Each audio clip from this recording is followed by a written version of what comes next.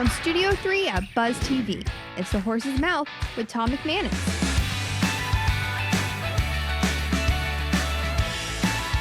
All right, time once again for The Horse's Mouth. Here at Tommy Max, of course, at my bar, where all are welcome to have a seat, have a beverage, and get a chance to tell their story about what they're doing out there. Brought to you by our good friends at Foodies Care. It's Biz Champions time, so that means Major Harding is here. And we got some welcome guests back and some new guests as well. We're going to talk a little banking, a little medical, health care, and a little real estate as well. We'll wrap it up in a bow right here at the bar. So let's start with our panel. Patrick Heatherington's back. Hey, Patrick, welcome back. Now with PrimeSouth Bank, a new bank that's entering into the market. Tell us about PrimeSouth. PrimeSouth is a privately held community bank based out of Waycross, Georgia. Okay.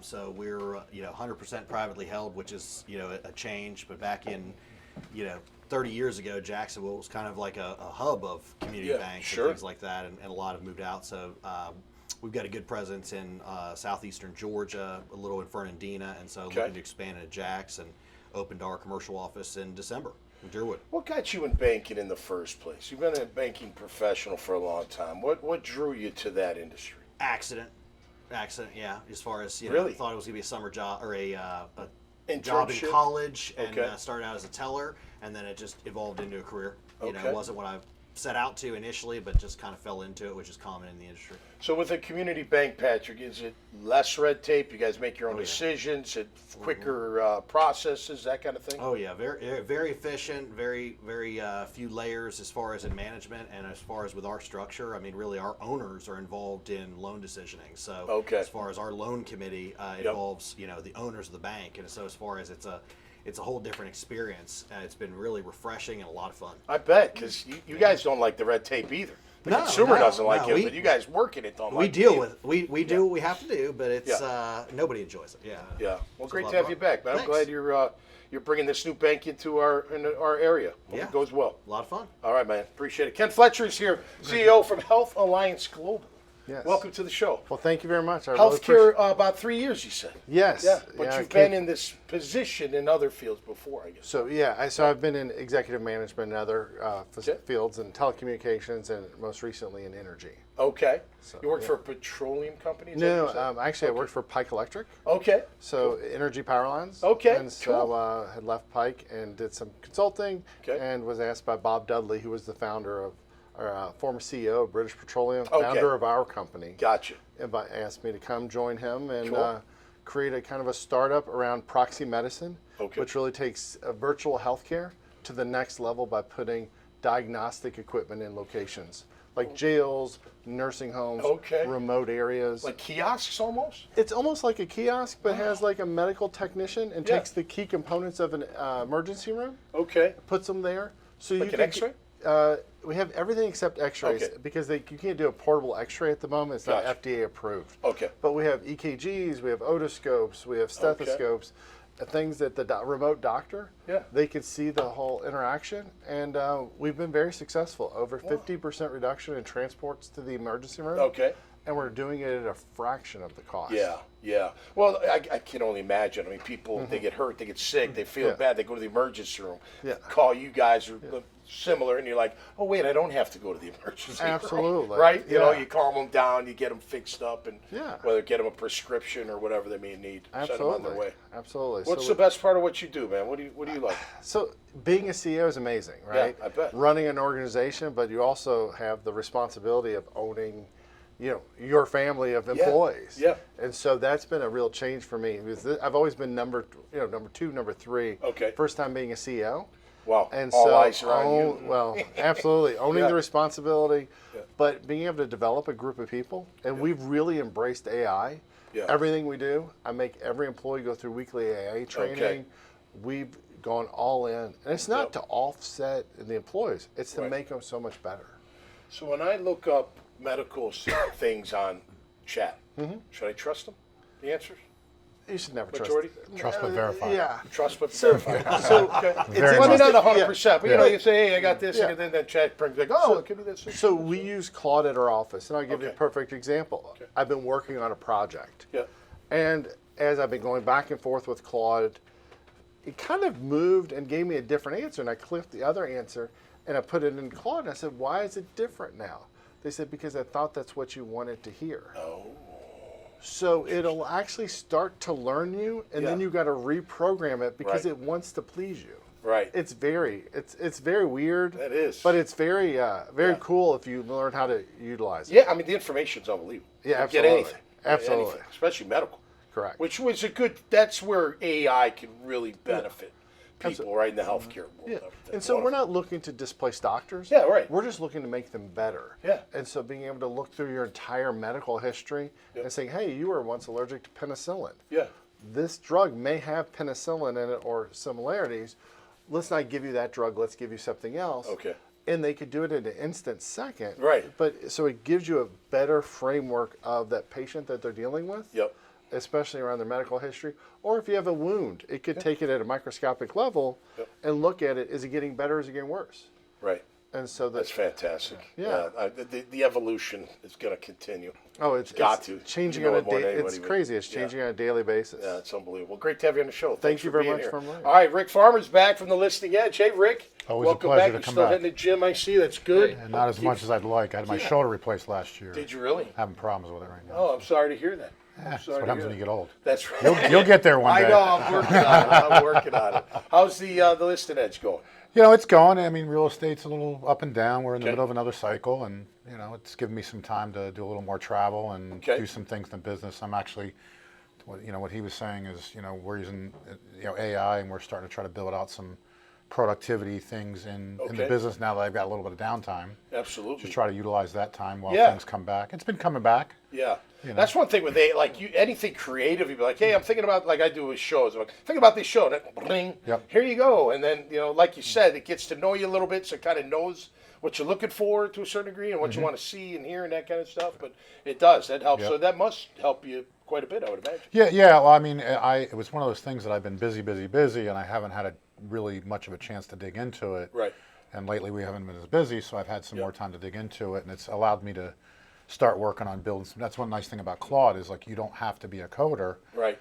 You're just like, hey, I want to do this, and it'll just do it. Now, there's a lot of trial and error with getting it right. After that, you talk to my programming friends. It does make mistakes, but it's way more than I could do myself. That's for sure. Yeah. And it saves me a lot of time and money.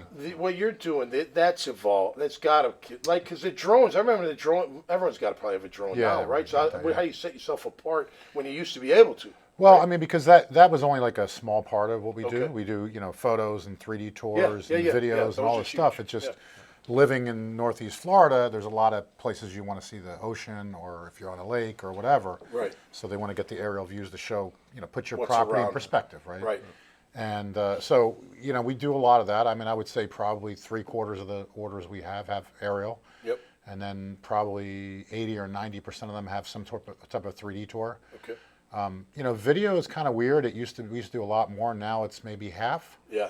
A lot of people have gone to the 3D tours instead of video because, videos, it's linear. You watch it, and if you want to see something again, you got to go back and watch it again. Whereas with a 3D tour, it's like you're virtually standing in the room and you're right. Oh, I want to go over there, and you go to the next scene. Yeah. So, people really found that to be, I think, more helpful. Out of town buyers and things like that. So it's amazing. Like consumers, used to have to touch everything. Right. Now people are buying houses without even looking at them, like physically, right? Or you buy stuff at Amazon. Oh, well, just return it if it doesn't fit. And I'm still not there yet. You know what I mean? Like I need to try on the pants. I'm the old school guy. You know what I mean? I need to try on the shoes, see them. On my feet, before I order them or get them and that kind of thing. Take my scale out and scale off the drawing, how many feet of curb. Yeah, exactly. How many square yards of asphalt and stuff. I mean, just old school. Yeah. I'm looking forward to seeing, and I know they're using it already, but AI in sports, like preparing for your opponent, it's got to be. Oh, it's got to be just even more take incredible. It to the next level. And the thing with AI that I've learned is like the general stuff, the claws and the ChatGPT stuff, they're great. Yep. But to his point is it'll start giving you misinformation either because it thinks it's what you want or that's just because they use the internet to train it. So you have all the idiots out in the internet that are making up stuff, and it's like, well, okay, that's right. Yeah. But if you find the very specialized, like in healthcare, you make a system that's specifically reading X-rays for this type of thing, they're really good at it. Yeah. And really, really good at it. And unfortunately, you're seeing a lot of change over in the industry for that. But you think the X-rays will get approved? Oh, absolutely. Eventually. Absolutely. What's being developed and approved. Okay. I mean, there's patches that you could put on people, and I can monitor you from anywhere you go from a central thing. So they're already putting them on players to see are they optimized at that point? Are they getting sick? Are they getting overheated? Yep. Like, so they're taking all that data, running it through AI to say where can I, and how does the player playing at that moment and then develops ranges to say, like, okay, it's time for you to get out, rest. Yeah.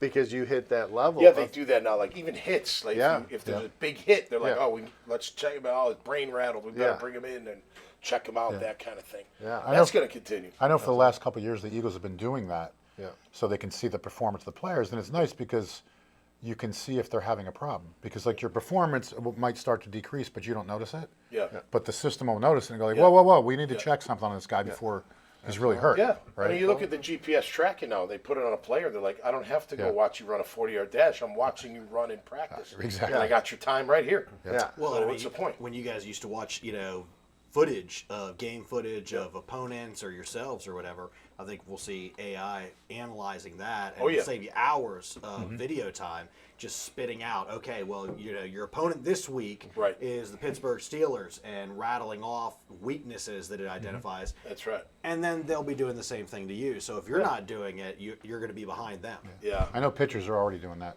Oh, yeah, for sure. Baseball, all of it's changing. I can remember the days of the 8mm tape.